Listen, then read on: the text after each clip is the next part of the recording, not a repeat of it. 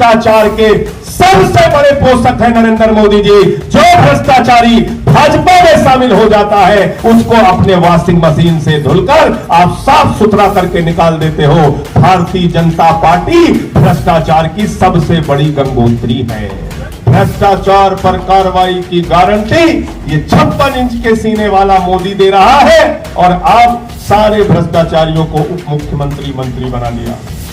और सबसे बड़ा बेईमान और भ्रष्टाचारी नरेंद्र मोदी उसी के जहाज में घूमते हैं। उसका नाम क्या है जरा प्यार से बता दो सब लोग। अभी 9 साल तक भांग खा के सो रही थी मोदी सरकार। 10 महीने रह गया कह रहे यूसीसी लाना है। मैंने कहा अब तक कहां छिपे हुए थे, किस गुफा में थे मोदी जी? पूरे देश में खाली झगड़ा कराने का काम भाजपा वाले करते हैं। इसीलिए मैंने भाजपाइयों का नाम भारतीय झगड़ा पार्टी रख दिया है। ये झगड़ा करा सकते हैं। तो अभी कह दो बुलडोजर चलाना है, सबसे पहले आगे खुदे बैठ के चलाने लगे बुलडोजर। और कह दो स्कूल बनाना, कह नहीं ये काम हमारा नहीं। अभी 2 दिन पहले भोपाल में भाषण दे रहे थे, सुने थे कि नहीं भाषण? उस दिन उनका सीना 56 से 58 हो गया था। लौट के आए थे अमेरिका से। तो जनक जी क्या भाषण दिया उन्होंने वहां पे, याद है कि भूल गए? याद है क्या बोले मोदी जी? बोले मेरा नाम नरेंद्र मोदी है, ऐसे ठोक के सीना। हम भ्रष्टाचारियों पर कार्रवाई की गारंटी देते हैं। एक एक भ्रष्टाचारी पर हम कार्रवाई करेंगे।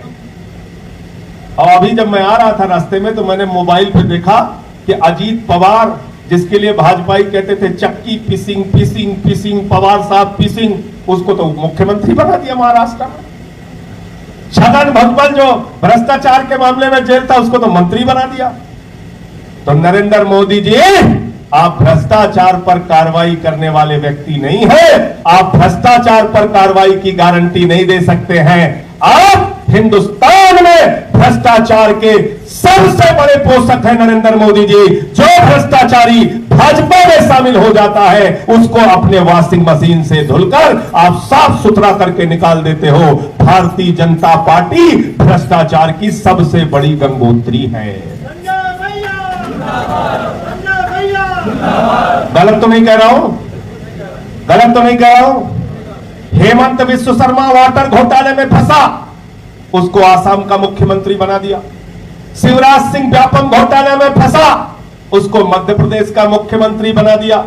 येदियुरप्पा माइनिंग घोटाले में फंसा, उसको कर्नाटक का मुख्यमंत्री बना दिया। शुभेंदु अधिकारी शारदा घोटाले, नारदा घोटाले में फंसा, उसको बंगाल का बीजेपी का विधानसभा का नेता बना दिया।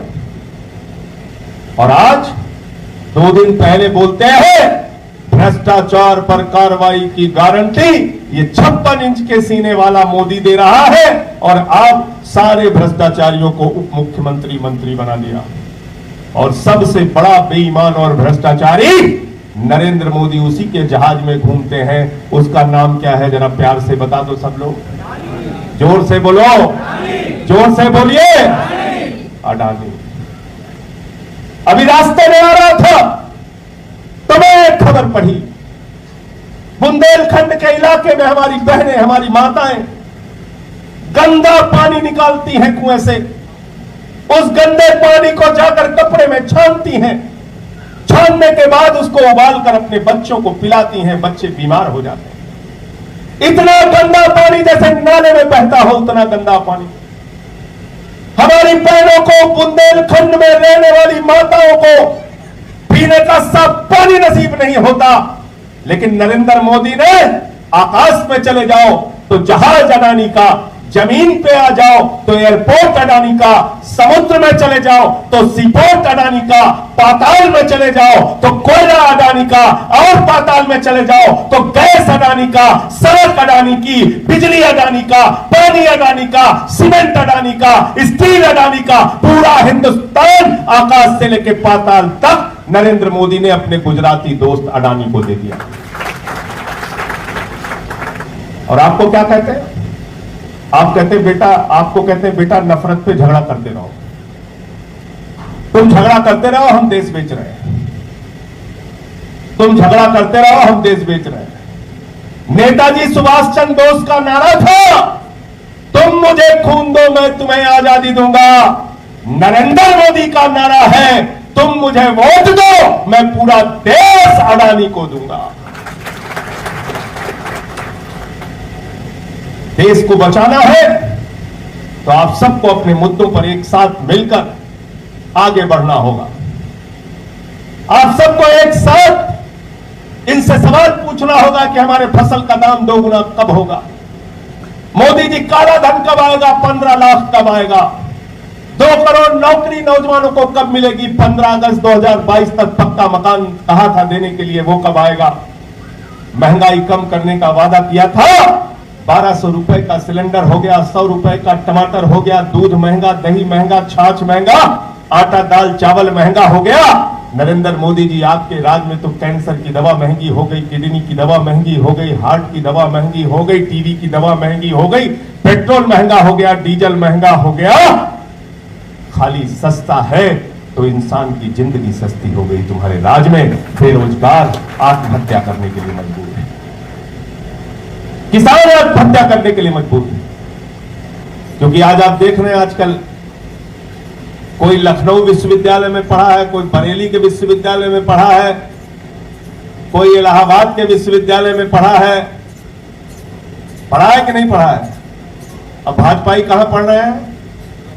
व्हाट्सएप के विश्वविद्यालय में। भाजपाई कहां पढ़ते हैं? WhatsApp university. कुछ भी झूठ फैलाने के लिए तैयार रहते हैं।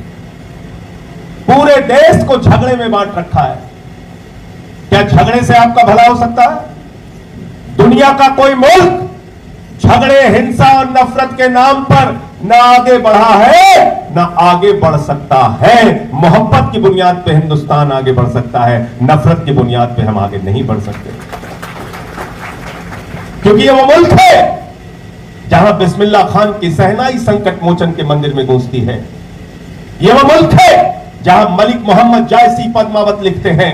ये वो मुल्क है जहां रसखान को पढ़कर हम भगवान कृष्ण के बारे में जानते हैं। ये वो मुल्क है जहां मोहम्मद रफी गाना गाते हैं, सुख के सब साथी दुख में न कोई, मेरे राम तेरा नाम एक साचा दूजा न कोई। ये वो हिंदुस्तान है, गंगा जमनी तहजीब का एक साथ मिलकर चलने वाला हिंदुस्तान। और यहां आप नफरत की बातें करते हैं, झगड़े की बात करते हैं। भाजपाइयों के पास कोई काम नहीं, शिक्षा स्वास्थ्य बिजली पानी पे कुछ नहीं करना। क्या करना? हिंदू को मुसलमान से लड़ाओ, हिंदू को सिख से लड़ाओ, हिंदू को ईसाई से लड़ाओ, फिर हिंदू को हिंदू से लड़ाओ, फिर जाट को गैर जाट से लड़ाओ, फिर मराठा को गैर मराठा से लड़ाओ, फिर मणिपुर में आदिवासी 2 समुदायों को लड़ाओ, फिर किसान और पुलिस के जवान को लड़ाओ, फिर पहलवान और पुलिस के जवान को लड़ाओ। पूरे देश में खाली झगड़ा कराने का काम भाजपा वाले करते हैं। इसीलिए मैंने भाजपाइयों का नाम भारतीय झगड़ा पार्टी रख दिया है। ये झगड़ा करा सकते हैं, तुम्हारी तरक्की नहीं कर सकते। अमित शाह ने तो मुझे एक चुनाव का बताया, मैंने केरल से लेके तमिलनाडु से लेके आंध्र प्रदेश से लेके तेलंगाना से लेके 40 साल का इतिहास बता दिया भाजपाइयों का। केरल में 40 साल से बीजेपी लड़ रही है, 1 सीट जीत पाई आज तक। कितना? 1 सीट। तमिलनाडु में 40 साल से लड़ रहे हैं, 1 आध सीट, कभी 2 सीट जीत गए। अभी आंध्र प्रदेश में 2019 का विधानसभा का चुनाव हुआ था। भारत के प्रधानमंत्री नरेंद्र मोदी ने 11 रैलियां की आंध्र प्रदेश के अंदर।